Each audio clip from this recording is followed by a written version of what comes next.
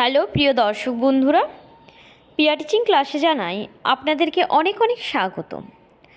আজ আমি শ্রী রামকৃষ্ণ পরমহংসদেবের সেরা 10টি বাণী আপনাদের কাছে তুলে ধরলাম, যেগুলো আপনাদের জীবনে চলার পথকে সহজ করবে।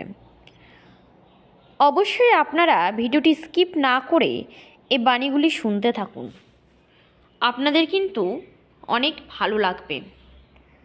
রামকৃষ্ণদেব বলেছেন, যতক্ষণ তোমার সঙ্গে বাসনা ততক্ষণই ভাবনা। আরে ভাবনাই হলো দুঃখ, কষ্ট, মোহমায়ার কারণ। শ্রীরামকৃষ্ণদেব বলেছেন, তোমার ধর্ম আমার ধর্ম বলে লড়াই করে কী লাভ, যখন তোমার আমার সবার গন্তব্য সেই একজনেরই কাছে। শ্রীরামকৃষ্ণদেব বলেছেন, ভগবানের ভক্তি বা প্রেম ছাড়া কোনো কাজকে সম্পূর্ণ করা সম্ভব নয়। তিনি বলেছেন, সাংসারিক বিষয়ের ওপর জ্ঞান মানুষকে জেদি বানিয়ে তোলে। জ্ঞানের অভিমান হলো একটি বন্ধন।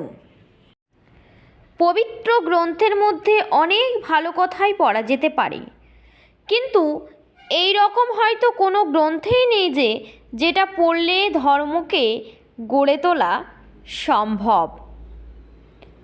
শ্রী রামকৃষ্ণদেব বলেছেন, যেইভাবে ধুলোপূর্ণ আয়নার ওপর সূর্যের আলোর প্রতিবিম্ব পড়ে না, ঠিক সেইভাবেই মলিন মনে ঈশ্বরের প্রকাশের প্রতিবিম্ব পড়া সম্ভব নয়।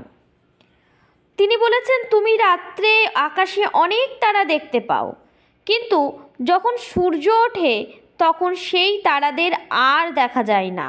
ঠিক এইভাবেই যদি অজ্ঞানতার কারণে যদি তুমি ভগবানকে প্রাপ্ত করতে না পারো, তাহলে এর মানে এটা মোটেই নয় যে ভগবান নেই।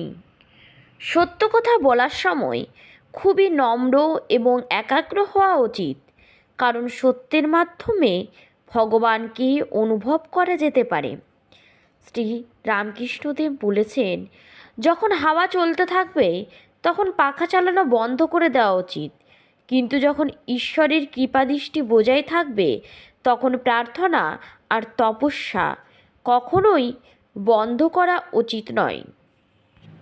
শ্রী রামকৃষ্ণ পরমহংসদেবের এই কয়েকটি বাণী শুনে আপনাদের কেমন লাগলো অবশ্যই কমেন্ট করে জানাবেন।